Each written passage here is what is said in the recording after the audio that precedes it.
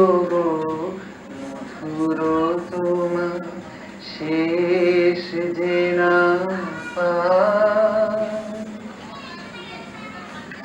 কিছু বলার নেই, নতুন করে প্রতিবার বলে বলে আমার ভীষণ বলে কমে যাচ্ছে। দীপান্বিতা, এই প্রেমের যে গানটা যেভাবে এগিয়েছে, প্রেমের মধ্যে চড়াই উতরাই, রাগ মান অভিমান সমস্তই আছে, তো সেই সময়গুলিকে কিভাবে তোমরা এই স্বল্প সময়ের মধ্যে রূপ দিয়েছো? এর জন্য তাহলে আমাদের একটু ছোট্ট নাট্যাংশ করে একটা ফ্লেভার তাদের পাওয়া যায়। হ্যাঁ, একটু ছোট, খুব ছোট ছোট্ট একটি অংশ, যেখানে মানে একটা পটভূমিটা হচ্ছে কলকাতায় চলে এসছে, আসার পর দেখা হয়েছে দুজনের, আবার দেখা হওয়ার মধ্যে ইতিমধ্যে আরেকজনকে সঙ্গে দেখতে পাচ্ছেন।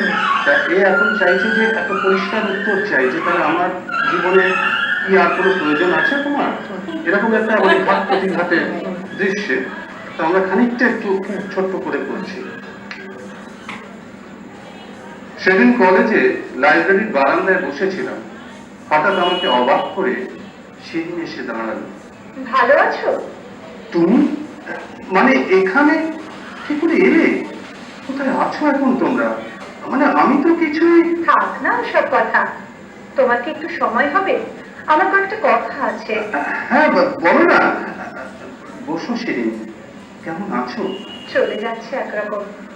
তোমাকে সরাসরি একটা প্রশ্ন করব, নীরা তোমার কেমন বন্ধু? খুব ভালো বন্ধু। তুমি কি বলতে চাইছো আমি ঠিক বুঝতে পারছি না। বুঝতে পারছো না সত্যি? আমি শুধু একটাই কথা তোমার কাছে জানতে চাইছি, তোমার জীবনে আমার আর প্রয়োজন আছে কি? কি বলছো তুমি শিরিন? বিশ্বাস করো, সেদিন আমি যা চেয়েছিলাম আজ আমি ঠিক তাই চাই। তুমি যদি সাহস করে আমার হাত ধরতে সেদিন। মিথ্যে কথা! তুমি কেন চেষ্টা করলে না আব্বুর কাছে গিয়ে? শিরিন, সেদিন তোমায় আমি সত্যিটা বলতে গিয়েও বলতে পারি। তুমি পাছে দুঃখ পাও, অবুঝ হয়ে ওঠে এই সমস্ত ভেবে। আবু ভাইয়ের মুখ থেকে আমি শুনেছিলাম তোমার আব্বুর আমাকে মেনে নিতে কোনো আপত্তি নেই, যদি যদি আমি তোমার ধর্ম গ্রহণ করি। আরো আছে শিরিন, আরো আছে। বাড়িতে মাকে কথা বলতে প্রচন্ড কান্না শুরু করে দিল। বাবাকে তো বলার সাহসই হলো না। এর মধ্যে হঠাৎ শুরু হলো দাম। চোখের সামনে চেনা মানুষগুলো কেমন যেন পাল্টে যেতে লাগলো। আমরা ভিজে মাটি ছাড়া হলাম। কোথায় তোমরাও? সবুজ, যুদ্ধ আমাদের আলাদা করে দিয়েছিল ঠিকই, কিন্তু আজও আমি তোমার প্রথম চিঠি খুলে পড়ি মাঝে মাঝে। আজও জীবনে কাউকে ভাবতে পারি না তোমাকে ছাড়া। কিন্তু তুমিও কি সত্যি ততটাই ভালোবাসো আমাকে, নাকি নতুন দেশ নতুন বন্ধু তোমাকে ভুলিয়ে দিয়েছে তোমার শিরিনের কথা? আমাকে আমাকে জানতেই হবে এই কথা। দেখো দেখো নীরা আমার জীবনে এক নতুন অনুভূতির কথা ঠিক, কিন্তু সেদিন বাস স্ট্যান্ডে তোমাকে হঠাৎ দেখে বুঝলাম মনের গভীরে ঘাটা আজও খুব তাজা। তাই আর যখন সীমান্ত পেরিয়ে আবার আমাদের দেখা হয়েছে, এসো না সেদিন আমরা নতুন করে শুরু করি। জাত পাত ধর্ম সব বাধা ভেঙে দিই, এই কলকাতা শহরে আবার নতুন করে বাঁচি আমরা। বিশ্বাস করো, তোমাকে এখানে দেখার পর থেকে প্রতিদিন একটা অসহ্য যন্ত্রণা আমাকে কুড়ে কুড়ে খাচ্ছে। বাঁচতে তো চাই সবুজ, বাঁচতে চাই শুধু তোমাকে নিয়ে। কিন্তু আজ আব্বু আর আম্মির আমি ছাড়া বাঁচার দ্বিতীয় কোনো অবলম্বন নেই। আমার ভাইটা ও দেশের মাটিতে পরম নিশ্চিন্তে ঘুমোচ্ছে। বেশ, তবু তোমার জন্য, শুধু তোমার জন্যই আব্বুকে আর আম্মিকে আমি ছেড়ে আসতে পারি সবুজ।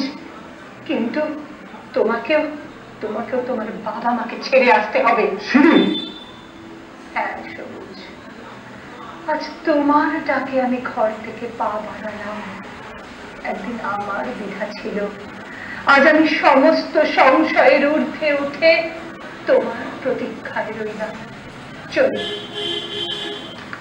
অর্থাৎ মান অভিমান ঘাত প্রতিঘাত সমস্ত কিছু আছে, এবং সেই একটা হালকা একটা হিংসের একটা ছোঁয়াও যেন আছে অন্য থাকে একটা ভালোবাসার মধ্যে।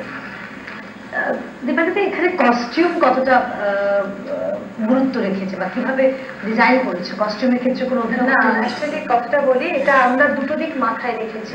আমরা তো এটা ফুল স্টেজ ড্রামা করছি না, মানে যেভাবে এমনিতে চলমান যে নাটকগুলো হয় তা করছি না। মেনলি আমাদের ফোকাস অডিও অ্যালবাম। অডিও অ্যালবামের সঙ্গে কিছু ভিজুয়াল এফেক্টস আমরা রেখেছি। ভিজুয়াল আমাদের প্রজেক্টর স্ক্রিনে খেলা হবে ঠিকই, কিন্তু সেই জন্যই আমরা যেহেতু স্টেজ ড্রামা করছি না, তাই জামা কাপড় বা ড্রেস চেঞ্জ এসবের দিকে খুব একটা ফোকাস করছি না। আমরা চাইছি বরং আমাদের গলার মধ্যে দিয়ে মানুষকে সেই জায়গায় নিয়ে যেতে, অনুভূতির মধ্যে দিয়ে, যেন চোখ বন্ধ করে আমরা হয়তো সামনে কিছু দেখাতে চাইছি, কিন্তু তবু যেন মানুষরা সেই জায়গায় নিজেদেরকে খুঁজে পায়। আমাদের গলার কারুকার্য, তারতম্য এইসব দিয়ে যেন তাদেরকে আমরা বেঁধে রাখতে পারি। কারণ ফুল স্টেজ ড্রামা বহু বছর ধরে আমাদের দেশে হয়ে আসছে, বিদেশেও হচ্ছে, সেটা একটা প্রচলিত প্রথা। সেটাকে ভেঙে আমরা এখানে অডিও অ্যালবামের মধ্যে দিয়ে স্টেজ শো করে নতুন ধারা আনছি। তাই একই রকম না রেখে একটু পাল্টেছি, একটু যাতে বোর্ডার মনোটনি দূর হয়, তাই জন্য একটু আলোর কারুকার্য, স্টেজ সজ্জার কারুকার্য, কিন্তু তার সঙ্গে নিজেদেরকে ড্রেস চেঞ্জ করে ওই জায়গায় না নিয়ে গিয়ে বরং আমরা কথোপকথনের মধ্যে দিয়ে তাদেরকে অ্যাট্রাক্ট করবো। আচ্ছা, অন্যদিকে যেটা বলছিলাম যে একদিকে কস্টিউম গেল, অন্যদিকে এই যে এই কোঅর্ডিনেশনটা, অর্থাৎ যখন কবিতা বা গান বা আবহ, ভিজুয়াল ইফেক্টস, এগুলো তো রিহার্সাল তো খুব কঠিন রিহার্সাল করতে হয়েছে। হ্যাঁ, রিহার্সালের ব্যাপারটা হয়েছে কি জানো, আমাদেরকে বারবার বাঁধতে হয়েছে, বারবার ব্যাপারটাকে যখন রেকর্ডিং করেছি একাধিক দিন মানে ব্যাপারটা কাজের মধ্যে দিয়ে গেছে, বারবার টেক রিটেক করতে হয়েছে। আর রিহার্সালের ব্যাপারটা খুব অদ্ভুত হয়, কারণ যেহেতু আমাদের সময়টা সন্ধে ছাড়া আমরা সময় করতে পারি না, তার কারণ আমাদের পেশাগত কারণে শনিবার বা রবিবার দিনগুলোকে ব্যবহার করেছি যতটা সম্ভব, এবং সেখানে আমরা ওই সাউন্ড সিস্টেমকে বসিয়ে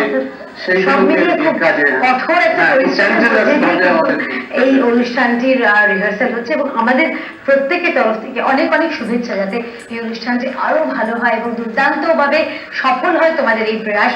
দীপান্বিতা এবং সুজিতদা, অমিত, সবাইকে ধন্যবাদ জানিয়ে আজকের মতো অনুষ্ঠানটা শেষ করছি। রয়েছে আরো অনেক খবর, সঙ্গে থাকুন তারা নিউজে।